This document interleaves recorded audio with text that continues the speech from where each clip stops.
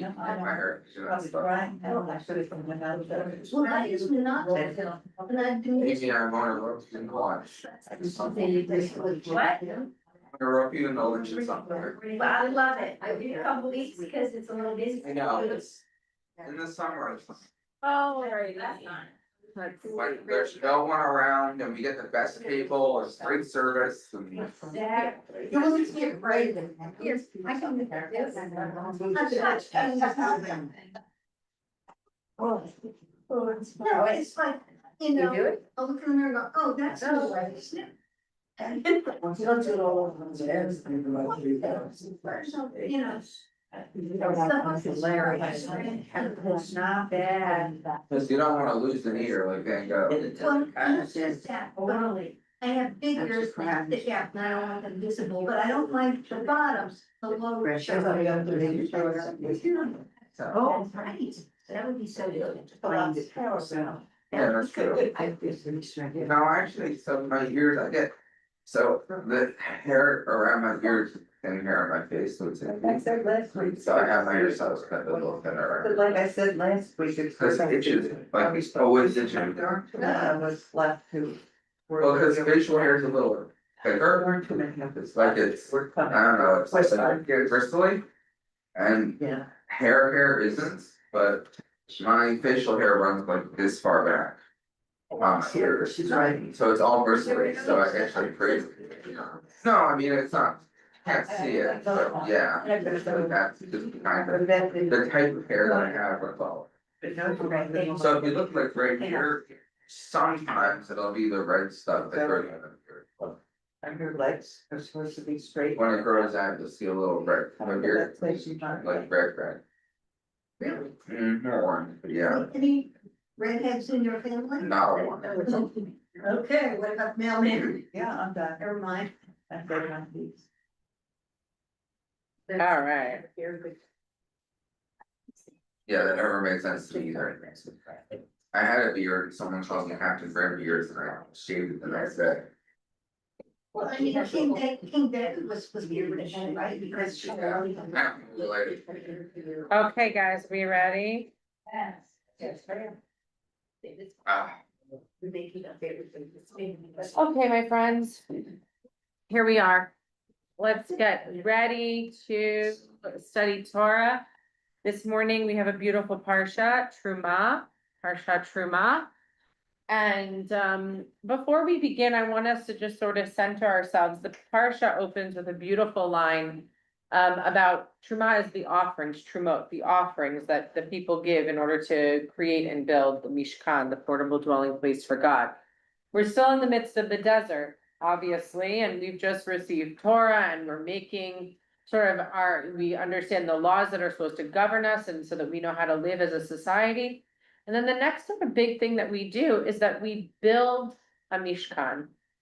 And it's a gorgeous effort to build and construct this sacred space, which we're going to read about. But one of the parts of this portion that's so compelling is the ask. God is making an ask of us, but it doesn't just say everyone should offer and should participate. It said everyone who should do this, whose heart so moves them. So before we actually engage in the words themselves, I want everyone to just sort of allow themselves to open their hearts, to direct their hearts to this Parsha, to allow ourselves to leave all that we have engaged with just even this morning up until a few seconds ago, and direct and redirect our heart to this moment into the words of Torah. The Torah, and in and of itself, is an offering. It's a truma. It is an offering for each of us, and each and every week it inspires us and it engages us and it forces us to ask deeper questions, powerful questions, to understand ourselves a little bit better and our place in the world. And in so doing, we have the opportunity to open our hearts a little bit wider each time, to allow the words to expand our minds and ourselves and our place in this world. And so what a beautiful opportunity to engage in this truma, this offering together, and to offer the wisdom that's within us to enrich the lives of those around the table. And let's begin with our blessing. Baruch atah Adonai Eloheinu melech haolam Asher Kiddushanu b'mitzvotav v'tzivanu la'asot b'divrei Torah. Beautiful. All right, let's get started. Here we are.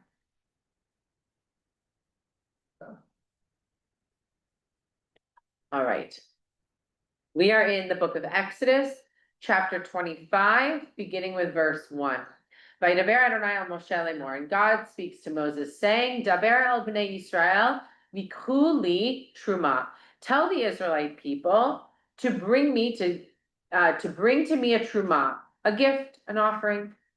Makol ish asher, and the gift shall be from every person asher yidvenu libo tikhu et trumati. That you shall accept gifts from me from every person whose heart is so moved. What a beautiful line of Torah, right? If we sit here and we think about it, this could have been anything. God spoke to Moses saying, usually what does that set up for us? A command. I'm going to let you know what to tell them to do. And this is a little bit different. Tell the Israelites, go ahead, Moses, go in front of them and tell them something. Tell them to bring me gifts. But you shall accept gifts from every person whose heart is so moved. So it's a different kind of an ask. It's not just tell everyone to do this thing, collect them, put them in the donation box and move on. Right? It's a little bit more than that. It also takes recognition on both people's part, on the giver as well as the receiver. For Moses, there has to be something that identifies the truma as something that is given because the person who is giving it is doing it because their heart moved them to do so. It is not just out of obligation. Okay?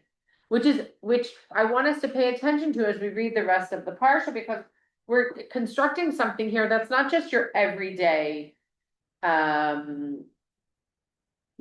piece of furniture. It's something different. And so it requires something different of the builders, of the givers, and of the receivers.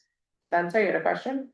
I think gifts versus sacrifices or like tokens, it's the word gifts, it means you're giving on the goodness of your heart. A gift is different than a sacrifice or Right, this is not asking for a sacrifice, it's not asking for something that the people are offering in order to ask for something. This is different, right? This is something to help construct. It's something I always think about. Why does God need sacrifices from humans? Why does God needs gifts from humans? I mean, what's that dynamic? I never could understand. Well, take a second and think about it differently. What is it actually saying? What are all those things asking? What do they have in common? Giving. Okay, Giving of yourself. That's sort of acknowledging God, I understand that, but why does God need to have physical? so think about, the physical piece is what you're asking? No, I don't know, get it. No, so think about what we've talked about in terms of all the way back when we started with Parsha Bereshit. That what we are setting up between God and humanity is a covenant. It's a relationship. Right. That it is interdependent. We are not solely dependent on God, and God is not solely dependent on us. We have to relate to one another. We are in a relationship. It can't just be me only working in this relationship. It can't just be God only working in this relationship.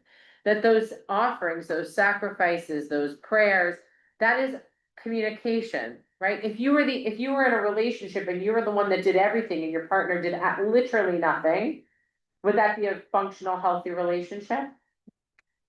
Right? So think about that, right? It's a covenantal relationship, which requires that each person who's a part of the covenant, each person who's engaged in the relationship is actively doing, being, listening, communicating, right? That the words of prayer that we offer, we're offering to God, but we're expecting that there is in some way, some type of two-way communication, whether it's a feeling, a knowledge, a present, the wind blowing, or hearing something, or feeling something within, there is this give and receive, there is this give and take, there is this idea that I'm not alone, right? So the offering of a sacrifice to actually go to a place to take something tangible and to offer it up, it's the same thing. It engages you in the relationship as opposed to just saying, I'll just sit here and hope that God does something for me. Right? Yes, no, but okay. No, you could say that no. Say, I really do, and I understand psychologically what you're saying in terms of humans' relationship with God. But then on the other side, I wonder, why gifts, why sacrifice, why do we humans think that God wants those parts of us in relationship within our covenant?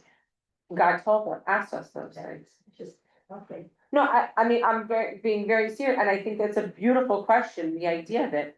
And there's a simplicity to it, yet it's very profound. I think so. God asks those things. God is specific. Take this dove or this lamb or this and offer it up as a sacrifice to me, right?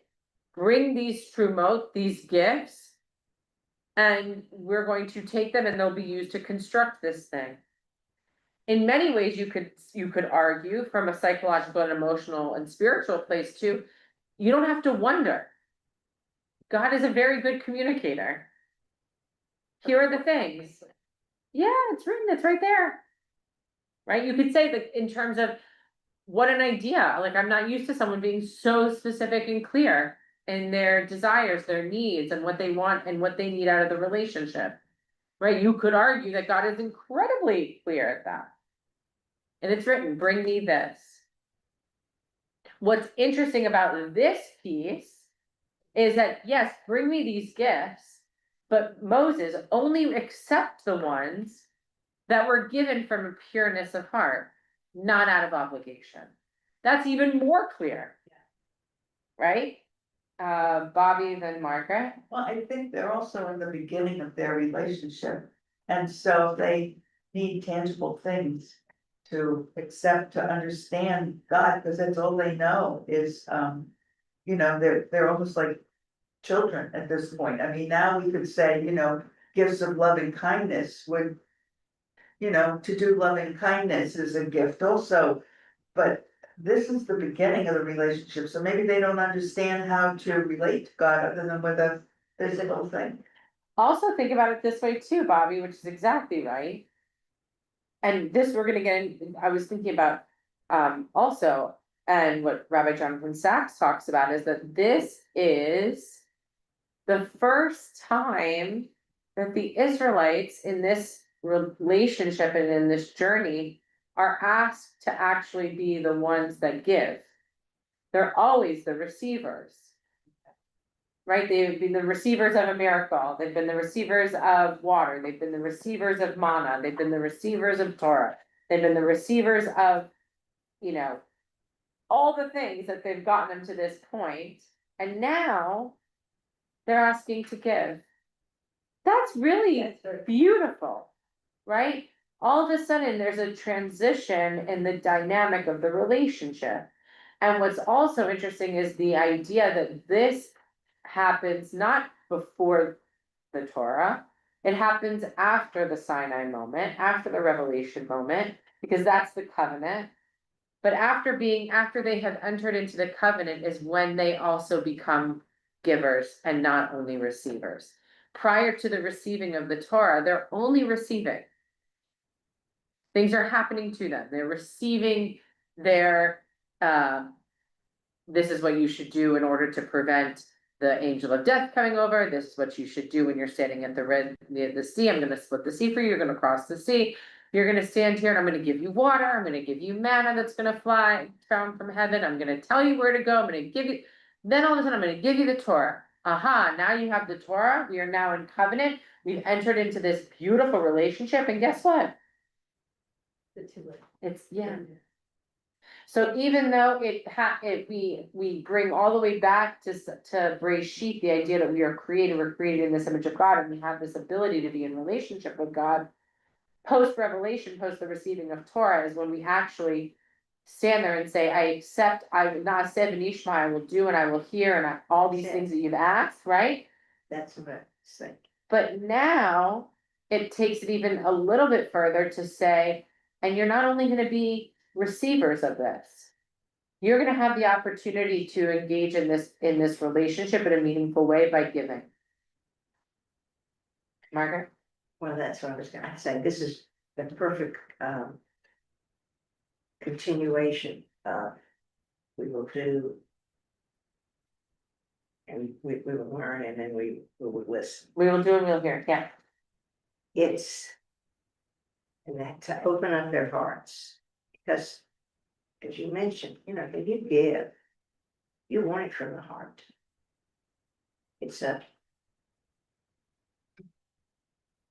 they're maturing, he's letting them, the Israelites mature. Beautiful. Yeah. Did someone on this side have anything? Okay, beautiful, exactly right. There's a maturation of the individual as well as the communal. Beautiful. Okay, let's keep going. Let's see what it says. Vizot hatruma, and all these gifts that you shall accept from them, they shall be zahav v'chesed. They should be gold, silver, and copper, blue, purple, and crimson yarns, fine linen, goat hairs, tanned skins, dolphin skins, acacia wood, oil for lighting, spices for the anointing, and for the aromatic incense, lapis lazuli, and other stones for setting, for the ephod, for the breastpiece. And here it goes. Va'asuli mikdash, v'shachanti betocham, and let them make me a sanctuary, that I may dwell among them. Vasuli mikdash v'shachanti betocham. Let them make me a sanctuary that I may dwell among them. What are the questions you have from the text? Two things. God has expensive taste, that's obvious. God has expensive taste. Second, up until now, it's give me something. Here it's don't just give me something, make me something. Put in this extra effort. You're not just giving me this stuff we took from the Egyptians, You're saying, no. Let's do action. You have to build me something. It's not passive like giving flowers. It's more like, oh, you lit the candles, you made a home cooked meal. In a relationship, that kind of thing. Okay, beautiful. Okay, so you're commenting on the va'asuli and make for me. Okay, beautiful. What else comes up from the text? What other questions come up from the text? What do you see and what do you not see? What are some questions that arise? Yeah. Well, for me, it's that God says, I'll be with you, very good. I'll be in your sanctuary, I'll be here. Okay, beautiful. I mean, it's the same thing when we built this addition to this building, everybody contributed what they could. And there's a building for God to dwell in our space. And all of the things here you see on the bima. That's right. Beautiful. Okay, yeah, Cheryl and then Jack. So the sentence structure there, make me a sanctuary. Are we saying that God is asking, make a sanctuary for me? Or make me into a sanctuary? Yeah, what do you think? I don't know, that's why I'm asking, what do we? Well, so look at the second piece, the second one you talked about. And let them make me a sanctuary that I may dwell among them. So what is that? What's the drasha that you're trying to teach here for the second one? Make me a sanctuary and I dwell among them. What does that mean? Develop the thought. Well, are we making a physical sanctuary for God? Right. Which is what the instructions would have implied. Mm-hmm. Or are we saying that God within himself is the sanctuary? Right. And that God will dwell among them, who is us, Right. with that physical piece as part of that. This sentence has always struck me as like, when you were in school, I don't know if you were in school, but when you had a diagram, the sentence, Yeah. the preposition, I've always wondered how they do that, and they don't do that. They hated it. So let's see what Rashi says. Rashi says, let them make me a sanctuary. Let them make to the glory of my name a place of holiness. So similar to what you're even saying too, right? That Rashi's also saying doesn't necessarily mean that it's a place, right? It's this idea of let them make me a sanctuary, let them make. One of the things I love about the idea that let them make me a sanctuary that dwells among them, that we are the vessel that God then dwells within. We are that holy vessel, that's the physical piece, and then the holiness is what dwells within us. It's a beautiful idea, right? And it doesn't have to be either or, it could be both, right? And the power of it, what it shows, I think, also from our traditions lens, is that this is a holy place where we're sitting, as is the next room, the chapel, as is the next room, the sanctuary, as is the whole building, right? We all come together to this place as a place of holiness. But also when we leave this place, right, we have that ability to create holiness, because make me a sanctuary that I dwell among them, right? It's a beautiful image to think that there's that physical brick and mortar of holiness, but that also each and every one of us is that holy vessel that contains the holiness of God, right? I love that. Okay, That's what I was thinking, you don't need a physical building to dwell and to, you know, have nice thoughts or, carry Right. out your thinking and your beliefs. right, beautiful. Jack, did you have something? Oh, yeah. During antiquity, about this time, guards were geographical. They were localized in certain geographic areas. Here, God is, if you assume that Adonai is a monotheistic, creative God, he isn't part of this environment. Therefore, the Mishkan is a place where God could exist among the Israelites. At this point, God has said before that the Israelites were his firstborn, extremely important, because the firstborn is the Behor, which then transmits to everybody else the desires and the wishes of the Father, which is a creative monotheistic God and not a God of the earth and a God of nature. Yeah, yes, and one of the things that I wanted to also bring up too, that links that in terms of like the antiquity and the idea of this construction, is that in addition, what we're saying to him, what God is recognizing as well, is the physicality is an important element too. That for this people who have only seen and understood worship and gods in one way, the idea of knowing that God is dwelling amongst us because within this holy space, we know that God's presence is there, is also a critical piece. And it's also very human, right? For all of us, there are parts and times in our own faith journey when we really need that sense of physical understanding, a tangible representation that God is with us, right? Like there's an interesting idea here, and it's not to say that that even the idea that there is one God, to know that God dwells among us and that we are part of constructing that space that God dwells is very powerful, and it's another powerful linking. Spencer? What I find here is not just God dwells among each of us or among the tribe, but what you said a few weeks ago. God is this omnipresent being, and that's how they know him at this point. But all the Israelites, they're living in encampments, they're living among each other. We went over in Torah study, the half Israelite, for about 8 weeks. And we talked about how he wanted to dwell among his people, and now God's saying, let me dwell among you, as if you're setting up a tent and a camp specifically for God within your community. Yeah, the other thing that I love about the language here is that it doesn't say that make me a sanctuary and I will dwell inside of it. It doesn't say that.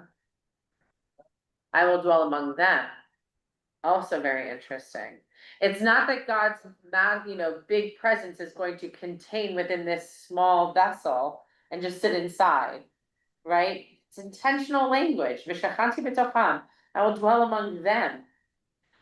so it's, again, all the language is so fascinating, and it can mean and leave space and room, I think, for not just for our understanding of the context of this text, but also it provides space for us to be able to understand God and our relationship to God and how God dwells among us and within and without.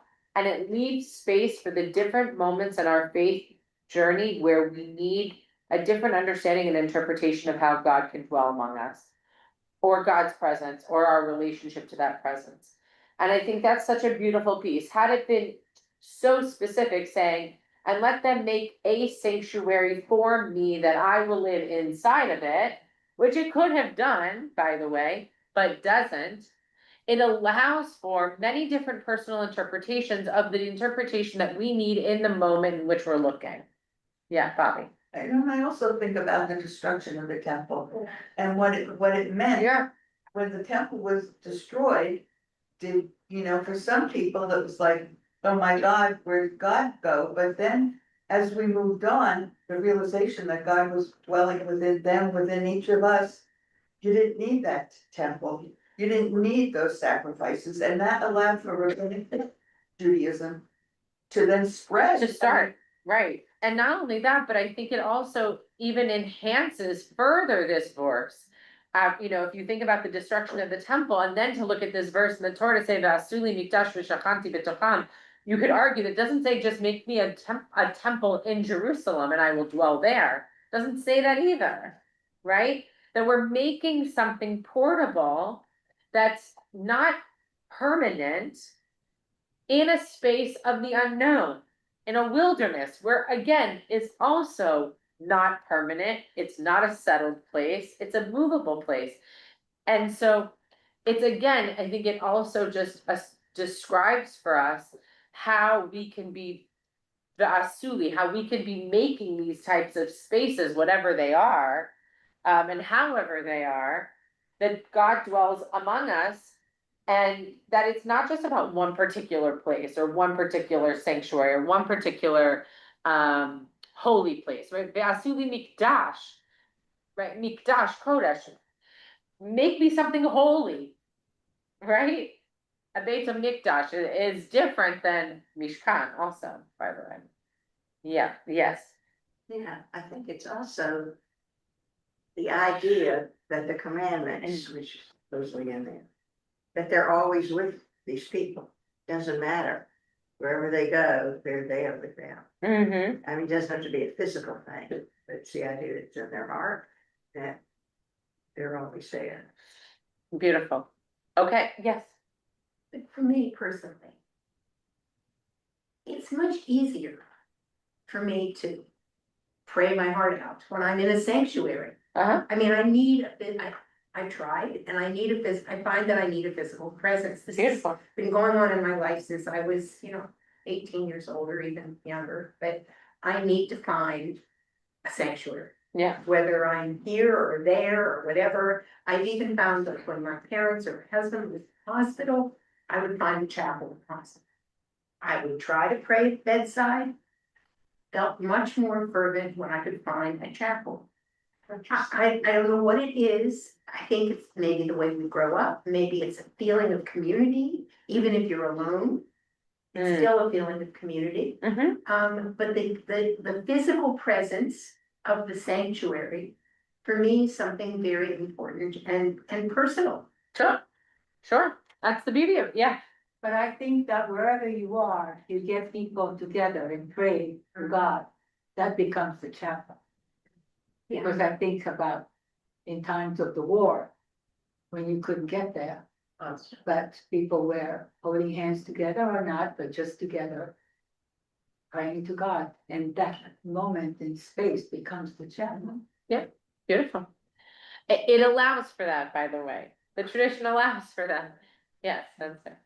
I think this makes God portable, which is important to the rabbinic period. Exactly. Hey, we got a tabernacle, we can move it. Yeah. It's not required to have a temple, we could, yeah, it's on this spot and we want it on this spot, but hey, we moved God around for, 40 years, we can keep doing this.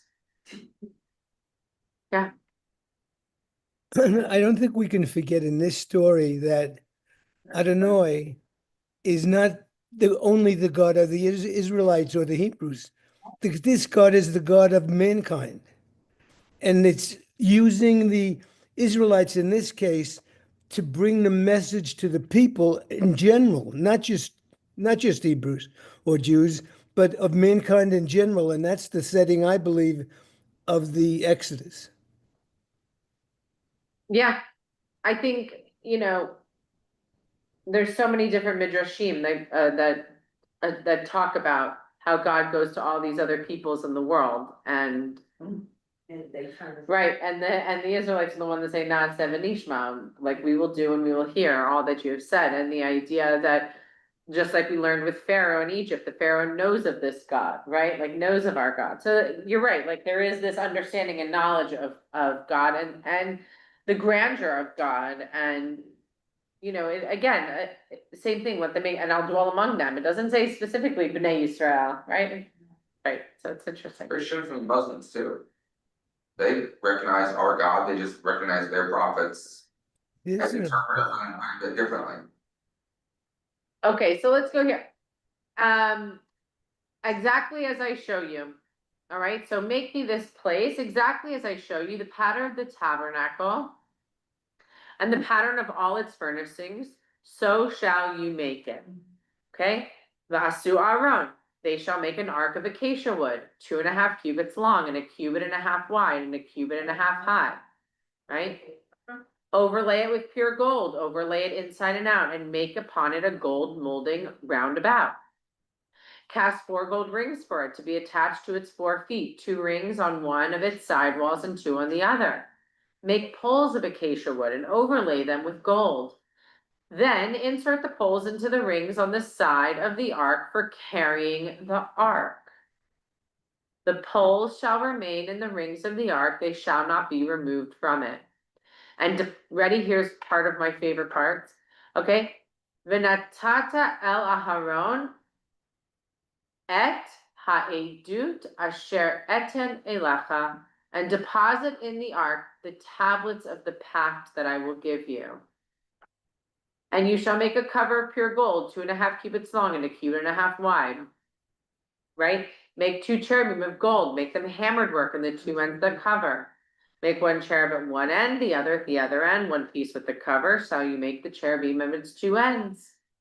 And they will have wings spread out above, shielding the cover with their wings. They shall confront each other, the faces of the cherubim being turned toward the cover. Place the cover on top of the ark after depositing inside the ark the pact that I will give to you. Right? There I will meet you. Right? This is so beautiful. There I will meet with you, and I will impart to you from above the cover, from between the 2 cherubim that are on top of the ark of the pact, and all that I will command you concerning the Israelite people. Okay, so what's happening here? Yeah. We're finding out what Indiana Jones should find. Right? What's happening here? Structure. What are they making? He's a detailed person, very detailed. Right, And I will very tell you detailed. that Expensive taste. This lasted about 6 or 8 months to do this. I'm sure it did. Holy of the holiest places. Right, right? Like, these are not just anything. Specifically in between the cherubim is where God is gonna be. Yeah, it's Very specific and very specific. it's almost frightening, How so? the power of it. And Yeah, it's like responsibility. it's like awe. It's so like the reverence and the awe, right? The majesty of it is so clear. And the idea that it is the detail and the specificity of it also, I think, it is highlighting the importance of it, right? It could just say, like, hey, put this thing together and we'll throw the ark of the pact inside and we'll just, keep on going. But it doesn't. It's like, and it's also like we learn the Hidur Mitzvah, the mitzvah of beautifying the things that are holy, right? That's where this is coming from, that this shouldn't just look like any other material or building, right? No one should have to say, I wonder what that is over there, right? That it should be everyone from no matter where they are, when they look upon this structure, they know this is sacred. And also the cherubim aren't looking out to keep you away, they're looking in to invite you in. Isn't that gorgeous? I love that idea, right? Like and it's, they're looking inward and that's where God will be. That's also where the Torah is, right? Like all of this is like leading you in to say like, come inward. It's the invitation, right? Jack, I see your hand. You there, Jack? Yeah, I am. This may be a Okay. little basic and you can tell me, but if God wanted this Mishkan so specific, why didn't God just make it? I mean, Yeah. what's all this going on? The point is, when a group gets together and gives them of themselves to do something, it forms a bond that couldn't be gotten in any other way. 100%. Right? I don't think that's basic. I think that's an important piece just to even bring up and to remind ourselves. And we all know the power of that. If any of us were to do, like, there are some things that we know we can just do on our own. Right? Like, all right, I can do this on my own. It'll take me, I'll be much faster. I don't have to coordinate or organize. But then you stop and you say to yourself, yeah, but if I invite so-and-so to participate, or if I ask someone else to bring some of the materials, what you're doing is you're creating what? Bonds. Community bonds and ownership. They're investing their time and their ownership and they feel a part of it. If they were just handed the Mishkan, would they feel as invested in maintaining it, in going to it, in experiencing when it lifts up, knowing that God is with them, and when the cloud ascends, it's time to move on. They wouldn't have that level of investment in it. They helped to make it. They contributed to it. It's a completely different experience than had it just poof shown up. The manna can fall from heaven. Let the manna fall from heaven. Let the water come out of the earth. Right?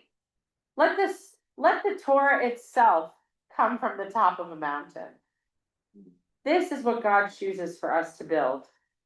It's really interesting if you step out of the moment for just a second and realize that of all the things that could have happened, God is gonna provide the water and provide the food to nourish us and to sustain us, right? But each of us is going to be invited because it's not just everybody, it's everyone whose heart is so moved to do so. I also don't want you to come and start building this thing if you feel obligated to do it. That's not the energy I want into this project. It's a really big statement, right? Yeah, Hilda, please. I just wanted to know what makes a building or anything holy?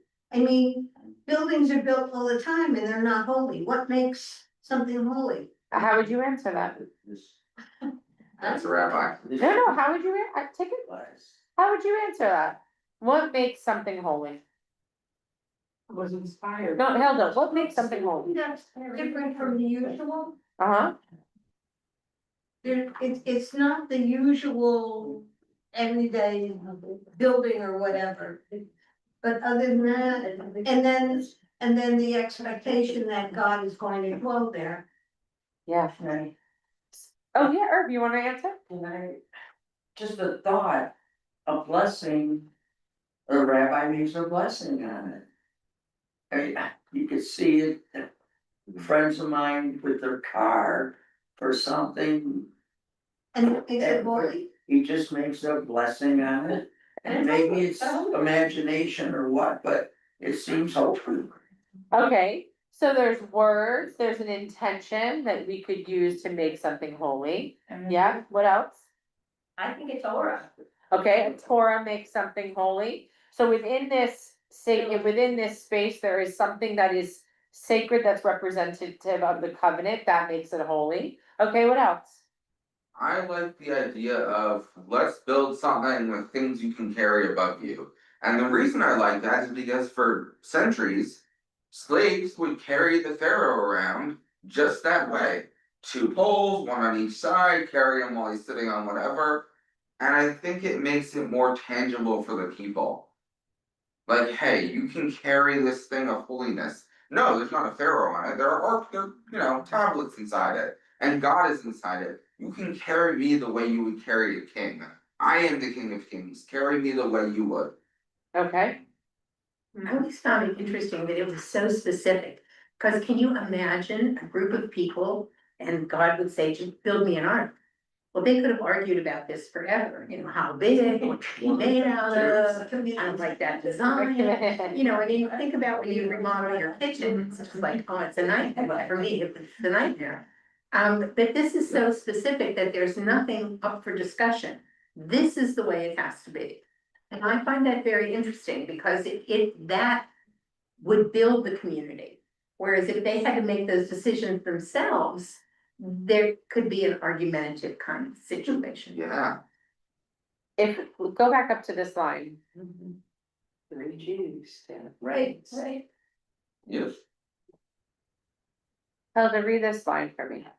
And let them make me a sanctuary that I may dwell among them. That's what If you looked at this line, what makes it holy? That God's gonna dwell there. Presence. I think there's something so beautiful about that idea. Make me a sanctuary. Great. Make it beautiful. Fabulous. Put lots of stones. Love it. Right? Put 2 cherubim. Beautiful. Right? Golden poles. Construct it this way. Construct it that way. Make it so that we can lift it. Make it so that we can put it down. Great. Okay. That I may dwell among them. That idea of intentional presence. That idea that when we bring our hearts, when we bring our presence, when we bring our awareness, when we invite that spirit, that ruach, that true intentional spirit, and that presence of ourselves, that I would argue is what elevates from the mundane to the holy. And that's what I think is so powerful, that it's not just about the place. You can create holiness. You can build places, right? Which is amazing. Our tradition teaches that even when 2 people come together to study Torah, that's when they invite the Shekhinah, the divine presence of God, to dwell among them. It's that notion of presence, that this is a sanctuary, this is a place. But it's when we invite the presence that it becomes a holy place. Right? Like, that's so powerful. We can go into the sanctuary together, and when we do that, we are inviting that sense of presence. We're bringing our presence as well as inviting the divine presence into a space, and what happens there is it becomes holy. We could be wandering through life in the most beautiful, magnificent place and not have any sense of awareness that we are there. Right? Like, you could be walking through a majestic forest with your head down, never looking up and seeing where you are. You totally are just walking through any place. So when we lift our eyes and we say, I'm here, oh my gosh, look around me. Now we've invited the presence. And we've elevated it to the place of the sacred. Yeah. You have to have some skin in the game for it to have meaning. Well, in this That's case, dolphins, just it. yeah.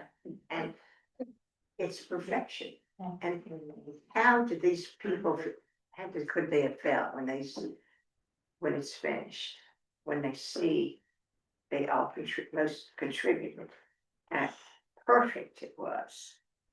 And that they were part of it. I think it's And interesting.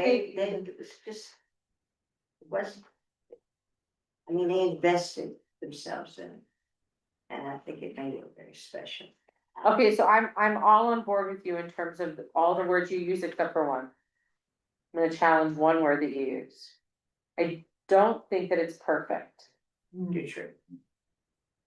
Cause I think if we're only trying to see something as it is perfect and that's what makes it holy, for me, it's not about the perfection. And then God's not asking for that. God's saying, here are the materials, and here I want you to bring, and I want you to give of yourself to make it to make it holy, to make it a place that I'm gonna dwell. And it's specific, absolutely. Because for those of us who have been here for a long time, and we've had a lot of fundraising, and the synagogue's gotten larger and larger, and beautiful, whatever. But the pride that I think most of us have as we walk into this place, not only the feeling of holiness, but the pride that one takes, because you may have had this much to do with it, but the point is, you're proud. I was, 100%, and it doesn't even matter if you, the scale doesn't matter. It's that you are invested in it. In whatever form that takes, the idea is that your presence is an investment, your love is an investment, your pride is an investment, your engagement is an each of those pieces make you a part of the fabric of the place, and that's powerful, and that's holy, right? Beautiful. Okay, let's keep going. It sounds like the Levens. Like what? What? The Levens, so then the Bronx for the last 29 years have invested a lot in making this place. Oh. Yes, they have. Dressed up every time I'm here. What? Absolutely, we're very grateful. Is acacia wood like native to that area? I don't, No, Don't they have wait, a cacti? no, I went in necklace Oh. at Benjamin, there's a craft show, Benjamin. yeah, And yeah, I have a necklace that has acacia wood in it, so. Really? Acacia wood, so it is in New York. It is indeed. also Noah's Ark was acacia wood. But acacia wood in the desert of Israel is not big timbers, it's small little trees. So Yeah. I don't know. Yeah, They had to find a lot of them, I guess. I'll bring my necklace next week for show and tell. Oh, show and share, I like that, that's a great idea, I love that. luncheon. What? So I wanna, hold on, let's see, okay, let's do this part. All right, you shall make a lampstand of pure gold, the lampstand shall be made of hammered work. Its base and its shaft, its cups, calyxes, and petals shall be of one piece. 6 branches shall issue from its sides, 3 branches from one side of the lampstand, and 3 branches from the other side. On one branch there shall be 3 cups shaped like almond blossoms, each with calyx and petals. And the next branch there shall be 3 cups shaped like almond blossoms, each with calyx and petals. So for all 6 branches issuing from the lampstand. And on the lampstand itself there shall be 4 cups shaped like almond blossoms, each with calyx and petals. A calyx of one piece with it under a pair of branches, and one piece with it under the second pair, and one piece with under the last pair of branches, so all 6 branches issuing from the lampstand. Their calyxes and stems shall be of one piece with it, the whole of it a single hammered piece of pure gold. Make it 7 lamps, the lamp shall be so mounted as to give the light on its front side. Why 7? 7 days creation. Good. And its tongs and fire pans of pure gold shall be made with all these furnishings out of its talent of pure gold. Note well and follow the patterns for them are being shown to you on the mountain. Okay, so what do we learn here? How to make a menorah. How to make the menorah, the candelabra that will be lit, right? So if we sit for just a second and we think about our own sanctuary, all right? We're not in there, so it's a good exercise right now. Just sort of like close your eyes and think about the sanctuary. What do you see? Well, we have versions of that on the walls. Think about what we have in the sanctuary. What's on the bima? The art. The art, The rabbis. right? Okay, just think about the things. Okay, so we have the art, And then there's a menorah off to the side. yeah, The Right, light, right? We have the eternal light. What's inside the ark? All the Torah scrolls, okay, what else? They have memorial towns, so do they talk about that? No, well, not really, but yes, we do have all the names, the yard site lights, right? But those are another sources of light, yeah? The big silver Crowns. Swoosh on the side. Oh, the art piece on the side, yep, that's We have beautiful. people that make it. We have the people, The crowns is. we have the Hebrew letters, which is like the Ten Commandments, right, on the Jerusalem stone, right? The crowns and the yod. Yep, the yads and the crowns, right, the beautiful silver It's pieces, made special, I mean. And a lot of Torah different. than decorated, it's. right, everything is beautifully designed, yeah. And then we also have the table, the lectern. The lectern is the table that they're talking about, and building that table, that's where like the altar, where you would have lit up the sacrifices. You mean, The lectern where we stand, Truly the. where the microphones are, no, I know, but Yeah. like, think of that as the table. It's. Yeah. It is, it is. yeah, like that on that table, and we're offering up the prayers from that table, right? Yeah, How often is the menorah like this? so 7 for Shabbat, should be lit for Shabbat. And this is. 7 candles is the. Yeah, different than, so you have like, the requirement is you're supposed to at least light 2, right, the Shabbat candles. Alright, but the menorah, that candelabra that's lit all the time, that represents every day of creation, and it's lit then on Shabbat with the seven lights, and it's supposed to be lit. Like the eternal light is lit all the time, right, cause that's the eternal nature of God. Jack, did you have something? Yeah, in listening to people speak about having a divine presence in a synagogue or holiness, the point is, it isn't there. We bring it in with us. Right, I mean, if everything that people spoke about, may it have been the ark, may it have been the 10, that's meaningful to us because somebody that I may bring in this heaviness of holiness, they don't feel at all. well, that's true, that every single person feels something different, but exactly right, like that's what we were talking about, what makes something holy is the presence.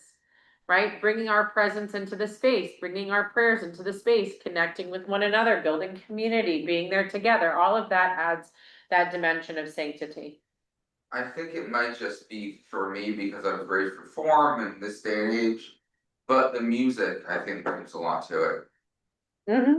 Well, that's like a change. No, like the actual guitar and the songs and. Yeah, absolutely, You for the know, experience. Yeah. Yeah. All right, so one of the things that I love about when we study Torah is when we think about how do these ancient words, how are they still relevant and meaningful in our lives? I mean, there's so much, but it's in this Torah portion, we also see a physical representation of the portion every single week that we walk into a temple. Right? I mean, it's very powerful to think of when we walk into the space every single week, we are looking at a reflection of the sacred words of our Torah. And it really is one of those beautiful elements if we think about like, all right, so there are these ancient words that live in a scroll that have been told for generations. Yeah, but it's also when we walk into these spaces and we see their design is so intentional and it's specific. And it's in the portion that we read this week. And so when you're sitting in synagogue tonight and you're looking up at the bema and you look at the ark and you see the lights and you see the candelabra and you see the Torah and it's lifted up and you're thinking about all of these elements that I'm seeing in front of me were so beautifully detailed in this week's portion, but with the opening phrase that they are there because our hearts were so moved, right? Our hearts were so moved that these things are actually a living embodiment of that giving, of that generosity of spirit. And also the idea that when we're sitting in that space that we think about, and you shall make for me a sanctuary, that I will dwell among them. When we're sitting in our physical sanctuary, when we're sitting together in community, when we're sitting around the table with our families, with our friends, with ourselves, to know that we make for ourselves a sanctuary, that we ourselves are a sanctuary, and that we invite the presence of God to dwell among us. That we have that power to elevate from the everyday to the place of the holy, with just the idea that we're bringing a sense of awareness, intentionality, and presence into all that we do, that allows that divine presence to be invited into our lives and transforms the way that we invite our own presence into the world around us. And all of that can be a sanctuary just by us doing it, creating it, making it, and living it. So an early Shabbat Shalom to all of you. I'm so excited for you to sit in the sanctuary tonight and to see all the plates, spaces, and to continue offering your truma.